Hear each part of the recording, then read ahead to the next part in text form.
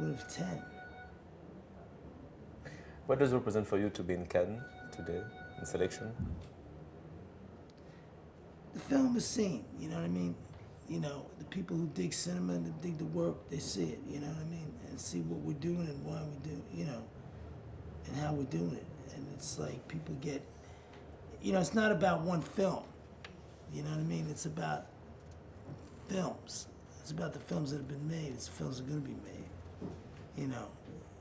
And hopefully everybody keeps getting back to certain, you know, it's not that you want a bunch of directors walking around in pajamas, but there's a certain ethic and there's a certain work ethic that's just demanded if you're going to come up with anything that's worth looking at, you know what I mean? Or you're going to call yourself a director. But Cannes and you, it's a big story now. Because why? Because you've been here many times. Yeah, it's a good story because, you know, like I say, you're making in these films, I mean, you're making it for somebody, you know what I'm saying? We care, so we're in search of an audience that cares. You know what I mean? And I think it's the fact that the films are watched and discussed and watched in relationship to other films. That's what we're part of, man. Many actors want to be in your movie. How do you react about that? What do you think of that? I'm glad, man, you know, because we love actors, basically, you know what I mean? I mean, like I said, we understand that film, if the actor ain't rocking, you ain't got anything.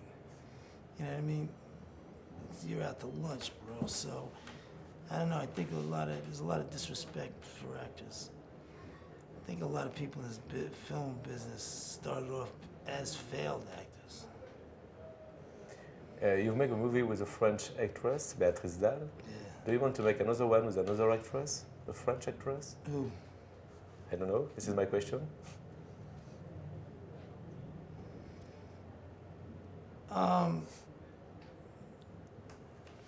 Yeah. Depends on the part. Depends on the role. You know what I mean? Depends on the relationship between me and her.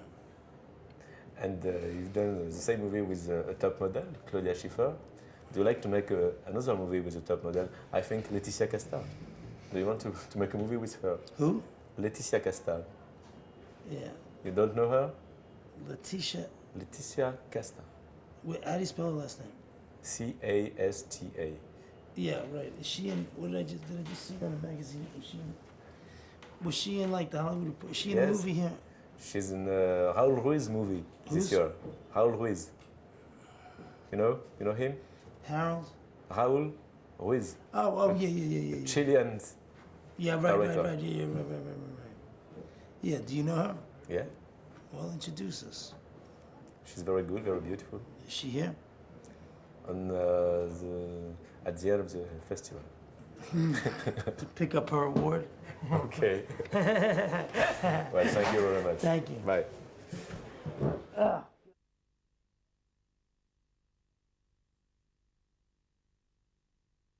This is for internet site. Okay. And for all TV in the world. Okay. We give them a videotape and Okay. they have some material. Sorry for my English. Oh, don't worry about it. I'm sorry. I'm a bad interviewer. Ok, donc à 9 minutes, je te ferai un petit signe, ou quand tu veux, arrêter que tu veux, mais ce sera à 9 minutes, je te fais un signe, qu'il reste une question. D'accord. Ok. À l'américaine. Américaine, absolument. I can't believe that all of you guys speak French and none of us Americans. I mean, all you guys speak English and none of us Americans speak French. That's not fair. We should all be speaking French, too. Try. You want to learn? I was supposed to take French in school, and I had my mother write me a note because I was so traumatized. It was so difficult for me. So And Spanish is my first language. Ah. And I still, every Italian, French, I had to write a note to get out of French class because I was so scared. It's not gym class where you write a note to get out of gym class. You speak a little bit French? Nothing. Nothing. Deco? That's the only word I know. Deco? Yeah. Oui. Oui. Yes. So how did you get involved in that movie?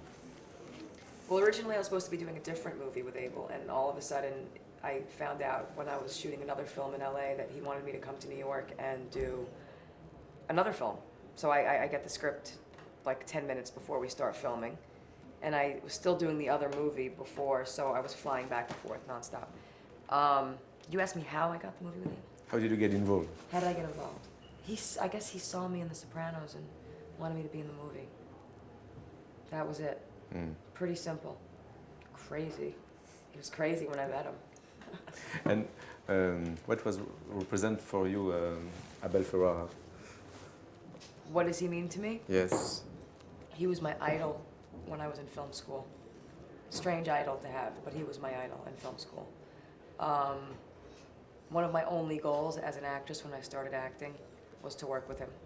And when I was in film school as a director, one of my only goals was to meet him and to hang out with him. So I got to do all of it. And how did you react when he called you? Drea, you're gonna film this movie, really? Come to New York. He doesn't call my agent, doesn't call my manager, doesn't know how to figure out the deal, negotiate, whatever. It's so like, just show up and let's make a movie. It's more of a personal thing, not a business thing, which is so weird that it's here in this business setting. This is a business now, I realize. When we made the movie, it was a departure for me to get away from all the businessy films and having to show up and do a job. Working with him was really more like it was fun. What is the principal difference between Abel and the other directors? Everything. Everything. I mean, Abel's in his own world. Abel takes huge risks. He doesn't give a shit about. He doesn't give a shit about the business of it all. He's not here. Is he here? Do we see him anywhere around? I know he's on his way here. He'll be here in a little while, but I see it. I don't even know how to verbalize it so well, but he lets the actors do whatever. He hires an actor. He knows that they're gonna do what he wanted them to do in his mind when he wrote the script. He doesn't tell you how to act. He doesn't tell you how to be. He doesn't give you actions, which is like a real normal directory thing to do. He just talks about the whole thing in his guerrilla, crazy way. You know, he could be half asleep and talking about it, and he's so focused. People think he's nuts and crazy and all over the place and dysfunctional. He's not. When he's on the set, he's business. He knows exactly what he's doing. It's cool. And then when he gets in that editing room, I love him. What could you say about your character, Oh, the woman? Who is she? She's a businesswoman. She's a mother. She's a wife, and she's a business lady. She's not a drug dealer, even though that's what she is. But it's business. And she's young. She's 23 years old. I mean, she doesn't know what she's doing. Is she stupid for doing what she does? Yeah, she's stupid. Does she know it? In the end, yeah. Does she still end up dealing drugs after the movie goes on? Probably. Does she like material things? Yeah. She wants her Chanel bag. She wants that car. She wants that party girl doll. She wants to live like a princess. She doesn't want to live in Harlem. She doesn't want to be stuck in that world of the underground world. She wants to rise above. And her way of getting there is dealing drugs. And she and her husband are after the American dream. And what was difficult for you to play that character? I think that what was most difficult being in that situation, the setting with Abel and everything, was having to transform from working in such a tight cut, hit that mark, don't move, the light's on your face, stay there. Over and over again, I kept saying, Abel, can I stand here? Am I in the light? Is this a bad place for me to stand? And he would just be like, shut up and do the scene, forget about it. You're not doing The Sopranos, TV girl. Nah. And then theater too, everything's so controlled, all the dialogue. You can't mess up the writer's dialogue. So to just be able to let myself go and be free was the biggest challenge, and to have to improvise a lot of the stuff, because a lot of it was not fully, it wasn't written, it wasn't beefed up yet. So a lot of it I kind of went and did the Spanish and stuff. Well, the Spanish wasn't difficult, but what was fun about it though was that I brought my mamita to the set with me every day, the woman who raised me, it's Anna. And Abel put her in the movie as my mother. She's the woman who raised me, and now I take care of her. She plays my mom in the movie. How did you feel at the end of the Another shoot? director would never do that, by the way. Never do that. That's what separates Abel from the rest of the world. How did you feel at the end of the shooting? At the end of shooting, Mm. I was only relieved because we were shooting in 100-degree weather, and it was supposed to be the wintertime, and we were sweating bullets the entire time. It was awful, and no air conditioning anywhere we were filming because we were in the ghetto, you know what I'm saying? How did I feel after shooting? I was ready to do another movie with him right afterwards. I wish Abel would just work every single day, and I could just come. I wish he was doing a TV show every single day, and I could just come and do it. You're very famous with The Sopranos. What could you say about this celebrity? I don't feel like I'm famous, to be honest Why? with you. I don't know. And if I am famous, then I'm famous enough. I don't ever need to be more famous. I mean, in New York, yeah, I am a little famous, but I don't need to have any more of that. I don't care about it, really. I think that when I was younger, that was the cool thing, was to be famous and to get on a good guest list and eat in fancy restaurants. And yeah, that's cool too, but the free stuff is cool too, you know, free makeup. I don't know. But being famous, I just want to work. I just want to act. I don't like the pressure of all that stuff. This stuff, all the interviews and the press and walking up that blue carpet, not for me. Not for me at all. And what could you say about this TV show? What can I say about The Sopranos? Yes.